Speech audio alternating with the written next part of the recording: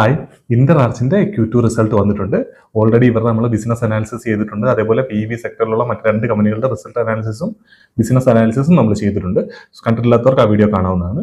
Inter ആർച്ചിന്റെ Q2 റിസൾട്ടിൽ sales growth, അതായത് revenue growth എന്ന് പറയുന്നത് 52%, പ്രോഫിറ്റ് ഗ്രോത്ത് എന്ന് പറയുന്നത് 56% ആണ്. കഴിഞ്ഞ Q1 നോക്കിയാൽ, കഴിഞ്ഞ ക്വാർട്ടറിൽ നോക്കിയാൽ 25.5% ഉണ്ടായിരുന്ന റവന്യൂ ഗ്രോത്ത് ഈ ക്വാർട്ടറിൽ 52% കൂടിയിട്ടുണ്ട്.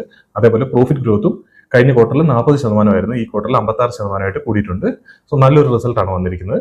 അതിനകത്ത് പറയാനാകപ്പാടെ ചെറിയൊരു കൺസേണിംഗ് ആയിട്ടുള്ള ഫാക്ടർ ഉള്ളതെന്ന് വെച്ചാൽ എബിറ്റ മാർജിൻ കഴിഞ്ഞ ക്വാർട്ടറിൽ അവർ 8.4 ആയിരുന്നു. അവർ 10ലേക്കാണ് ടാർഗറ്റ് പറഞ്ഞിരുന്നത്. സോ അതിനനുസരിച്ചിട്ടുള്ള ഒരു ഇംപ്രൂവ്മെന്റ് വന്നിട്ടില്ല. 8.4ൽ നിന്ന് 8.5 ആയിട്ടേ കൂടിയിട്ടുള്ളൂ. അതേപോലെ പാറ്റ് മാർജിൻ കഴിഞ്ഞ ക്വാർട്ടറിൽ 7.5% ഉണ്ടായിരുന്നു. പാറ്റ് മാർജിൻ 6.6 ആയിട്ട് കുറഞ്ഞിട്ടുണ്ട്.